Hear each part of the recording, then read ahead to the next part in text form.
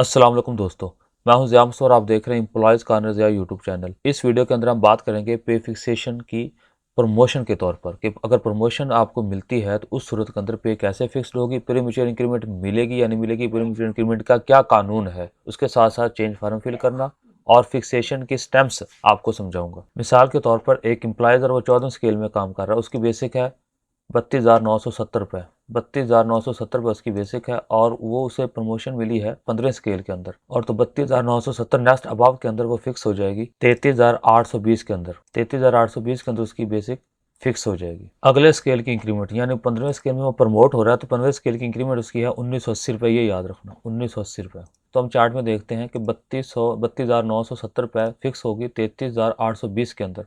Difference कितना आया? 850 का। तो अब उसे प्री मैच्योर इंक्रीमेंट मिलेगी क्योंकि एक इंक्रीमेंट से कम उसे फ़ायदा हो रहा है। 1980 रुपये उसकी इंक्रीमेंट थी अगले स्केल की, तो 850 रुपये डिफरेंस आ रहा है। एक इंक्रीमेंट से कम फ़ायदा हो रहा है तो इस सूरत के अंदर उसे प्री मैच्योर इंक्रीमेंट मिलेगी। ये प्रमोशन उस सूरत के अंदर है यकम जून से पहले। यकम जून से पहले फॉर एग्जाम्पल 2 अप्रैल 2024 को उसकी प्रमोशन हुई। 14वें स्केल में रहते उसकी बेसिक थी 32,970 रुपये। 15वें स्केल में 33,820 पे फिक्स होगी। डिफरेंस आया 820 रुपये। एक इंक्रीमेंट से कम डिफरेंस आया तो उसे प्री मैच्योर इंक्रीमेंट 1980 रुपये मिल गई, और दिसंबर की इंक्रीमेंट भी मिली तो उसकी 37,780 रुपये होगी। जैसा कि मैंने ये चार्ट में भी यहाँ पर हाईलाइट किया हुआ है, जूम आउट करके बता रहा हूँ कि 33,820 पे फिक्स होते हुए प्री मैच्योर इंक्रीमेंट मिली 35,800 और दिसंबर की इंक्रीमेंट मिली 37,780 रुपये। तो ये दिसंबर की इंक्रीमेंट बच गई इसकी यकम जून से पहले प्रमोशन होने की वजह से। अब हम अगली मिसाल लेते हैं कि अगर यकम जून के बाद प्रमोशन होती है तो ऐसी सूरत में क्या मिलता है। अगर प्रमोशन होती है यकम जून के बाद तो उस सूरत के अंदर हम देखते हैं कि 32,970 पर रहते हुए हम उसी स्केल यानी 14वें स्केल के अंदर रहते हुए उसे अगली इंक्रीमेंट दे देंगे तो उसकी बेसिक हो जाएगी 32 से 34,710 रुपये। अब हम 34,710 को फिक्स करेंगे नेक्स्ट अबाव के अंदर, वो हो जाएगी 35,800 पे। तो 35,800 पे 33,820 की बजाय 35,800 पे फिक्स हुई तो इसका मतलब ये हुआ कि उसकी दिसंबर की इंक्रीमेंट बच गई। अब उसे ऑप्शन अख्तियार करना पड़ेगा 6 माह के अंदर अंदर कि वो जो है ऑप्शन के जरिए अपनी दिसंबर की इंक्रीमेंट ले सकता है। 32,970 14 स्केल में रहते हुए उसी स्केल में दिसंबर की इंक्रीमेंट डाली ऑप्शन चेक करने के लिए 34,710। 1740 का डिफरेंस आया। एक प्री मैच्योर इंक्रीमेंट भी मिल गई 1980 रुपये, और 15 स्केल में दिसंबर की इंक्रीमेंट मिलते हुए 37,780 पे फिक्स हुई। अब वो ऑप्शन अख्तियार करेगा। 32,970 जो है वो 15 स्केल में फिक्स होगी 33,820 पे। डिफरेंस 850 आया तो प्री मैच्योर इंक्रीमेंट मिल गई 35,800 पे होगी, और दिसंबर की इंक्रीमेंट लगी उसे तो 37,780 रुपये होगी। चूँकि इसे ऑप्शन में फ़ायदा हो रहा है, इसकी दिसंबर की इंक्रीमेंट बच रही है, इसलिए वो ज़रूर ऑप्शन अडॉप्ट करेगा। अब एक एम्प्लॉई है वो दूसरे स्केल के अंदर काम कर रहा है और उसकी बेसिक है 15,780 रुपये। दूसरे स्केल के से उसकी प्रमोशन होगी 11वें स्केल के अंदर, तो 11वें स्केल में वो नेक्स्ट अबाव में फिक्स होगी 15,780 जो है।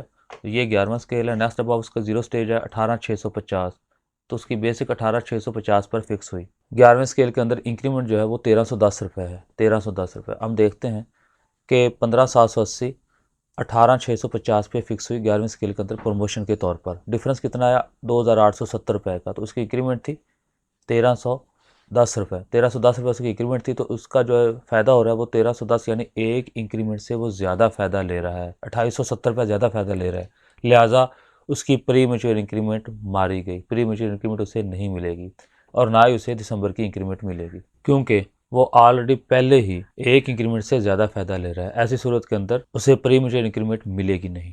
लेकिन अगर उसकी यकम जून से पहले उसकी प्रमोशन होती है तो फिर तो दिसंबर की इंक्रीमेंट मिलेगी। लेकिन अगर यकम जून के बाद उसकी प्रमोशन होती है दूसरे से 11वें स्केल के अंदर और एक इंक्रीमेंट से ज़्यादा फ़ायदा ले रहा है, प्री मैच्योर इंक्रीमेंट तो मिलनी नहीं है, दिसंबर की इंक्रीमेंट भी उसे नहीं मिलेगी। अब हम पे फिक्सेशन स्टैम्प देखते हैं। मैंने ये नमूने के तौर पर आपके साथ शेयर कर रहा हूँ। आपने सेम एज इट इज़ ही अपनी स्टैम्प्स जो है वो सर्विस बुक पर लगानी है।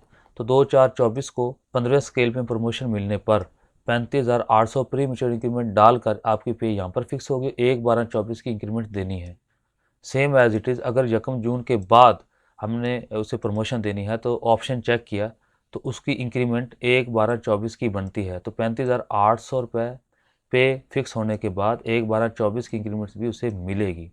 लेकिन एक एम्प्लॉई ऐसा है कि यकम जून 2024 से पहले उसकी अगर प्रमोशन हो रही है तो उस सूरत के अंदर तो हम उसे 2024 की इंक्रीमेंट देंगे। उसकी पे 11वें स्केल में फिक्स हो रही है, प्री मैच्योर इंक्रीमेंट उसे मिलेगी नहीं क्योंकि 1 यूनिट से ज़्यादा फ़ायदा उठा रहा है। 18,650 पर फिक्स करने के बाद 11वें स्केल के अंदर उसे 6 माह पूरे हो चुके होंगे तो उसे 1/12/24 की इंक्रीमेंट देनी है।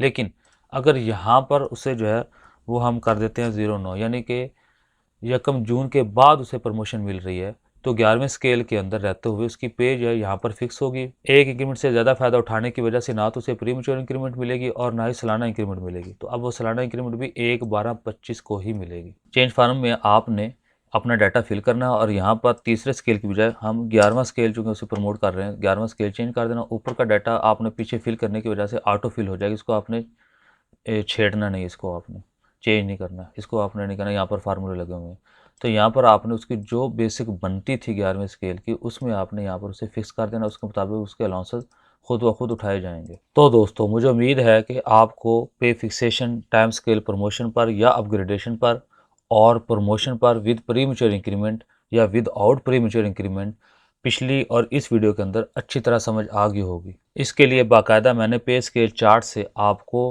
हाईलाइट करके समझाने की कोशिश किया। उसके साथ साथ प्रैक्टिस शीट पर भी आपको बताया और प्रैक्टिस शीट आपके साथ शेयर भी की है और स्टैम्प का पेज भी आपके साथ शेयर किया है कि किस तरह आपने नॉन गज़टेड की स्टैम्प लगानी है और चेंज फार्म भी शेयर किया कि उसकी पे कैसे बनानी है। तो उम्मीद है इंशाल्लाह आपको ये अच्छी तरह समझ आ गई होगी। किसी की आपको प्रमोशन पर, अपग्रेडेशन पर, टाइम स्केल प्रमोशन पर अगर आपने किसी की पे फिक्स करनी हो तो आप घर बैठे अपनी या किसी की भी पे फिक्स कर सकते हैं। ऐसे ही मुफीद वीडियोस के लिए आप मेरे चैनल को मेरे चैनल एम्प्लॉयज़ कॉर्नर ज़िया को सब्सक्राइब कीजिए। वीडियो पसंद आए तो उसे लाइक और शेयर ज़रूर कीजिए ताकि तमाम एम्प्लॉयज़ का फ़ायदा हो सके और बेल आइकॉन भी प्रेस कर दीजिए ताकि हर नई आने वाली वीडियो आप तक बर वक्त पहुँच सके। जैसे मैं वीडियो अपनी अपलोड करूं तो उसका नोटिफिकेशन आप तक बर वक्त पहुंच सके।